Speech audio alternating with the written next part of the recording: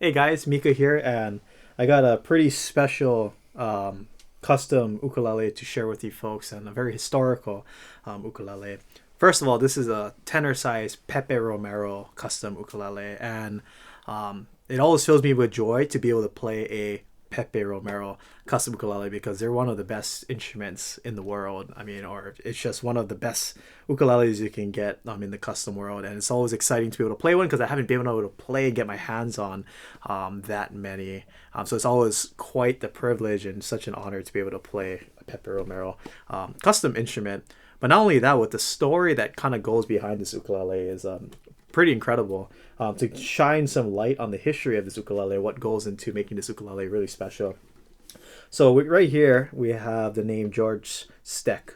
And for those of you who don't who might not know of that name, because I didn't really know of that name too until today.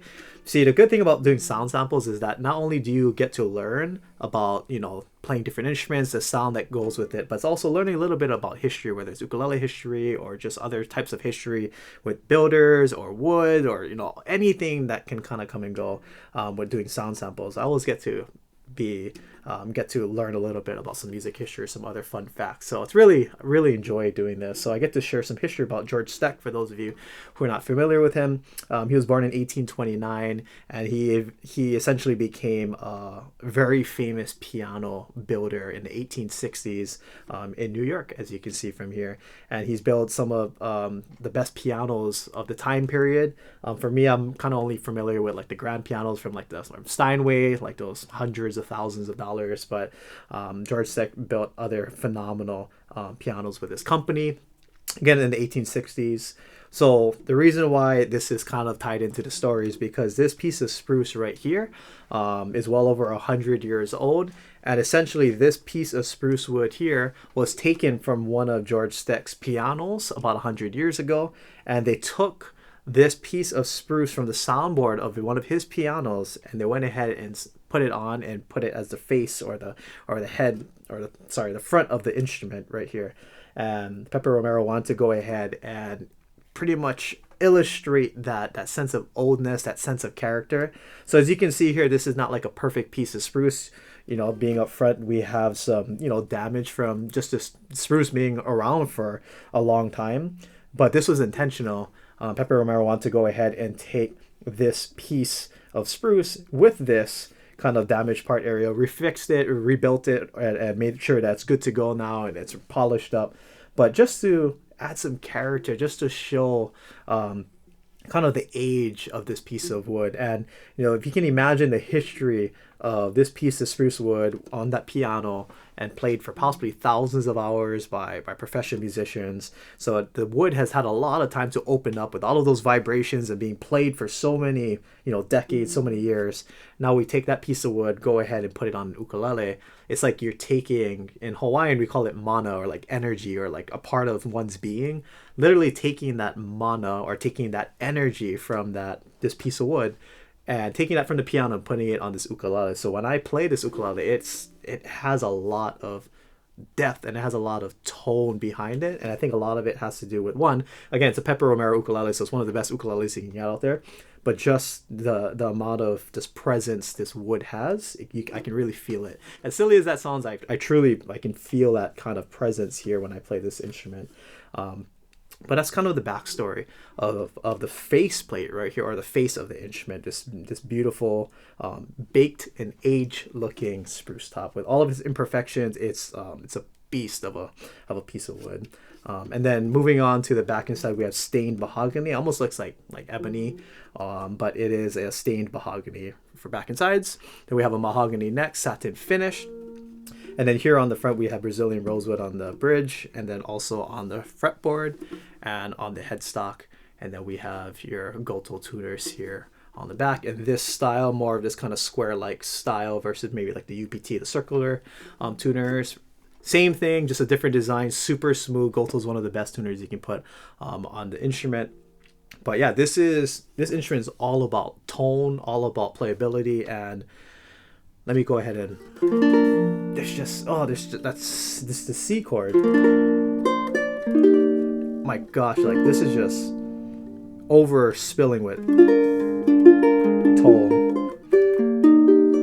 what's really interesting about this, and I hopefully I'm explaining this in the right way, but like when I play this instrument, not only does it have so much tone, but the sound, it seems like the sound is in the back side of the instrument versus depending on what kind of ukulele you play, sometimes where you hear the sound or like how the sound resonates with your body. Sometimes you can hear the sound right here. Sometimes the sound projects really well, so you can hear the sound, you know, moving forward in front of you. But when I play this instrument, I feel like a lot of the sound is inside of the body, which is why like when I play it, I literally can feel like the depth of the instrument. I can feel the vibrations and the sound waves in this instrument, and it's incredible.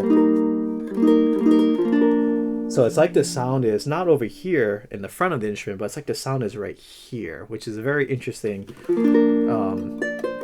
thing about this instrument. So when I'm picking it,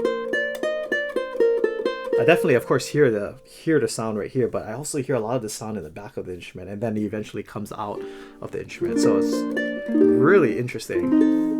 But just listen to this G7 chord. My gosh, there's so much depth and so much tone. Like I know tone's a very general word to say, but like this just has so much tone. Beautiful. The sound quality is just incredible. As you can tell, it doesn't have too much of that brightness. It has more of an older, or has that older sound. It has more of that warmer, mature sound. Usually spruce has a lot of projection, a lot of shimmery highs, but in this instrument, it's a lot more on the warmer side. You can still hear it very cleanly, but it doesn't bite or jump out as much as you would typically think of spruce. It has more of a rounder kind of.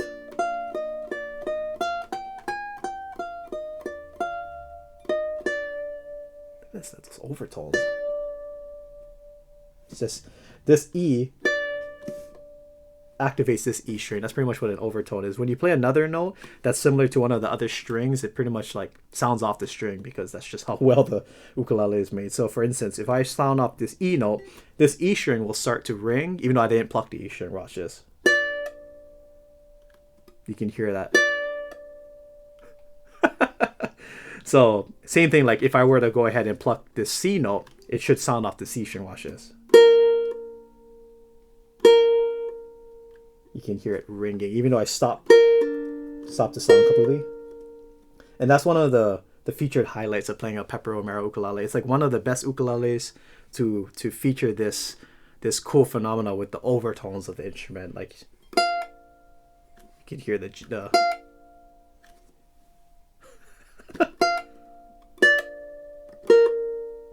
it's like it's spelling out a chord.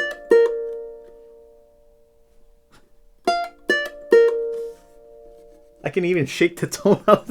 So again, this is just this is what you get when you play a Pepe Romero instrument. It's just phenomenal. It's very hard to get an instrument to sound like this. So not only does it have such an awesome story behind it, cool historical story behind it, but man, this thing is a beast to play. Oh my gosh.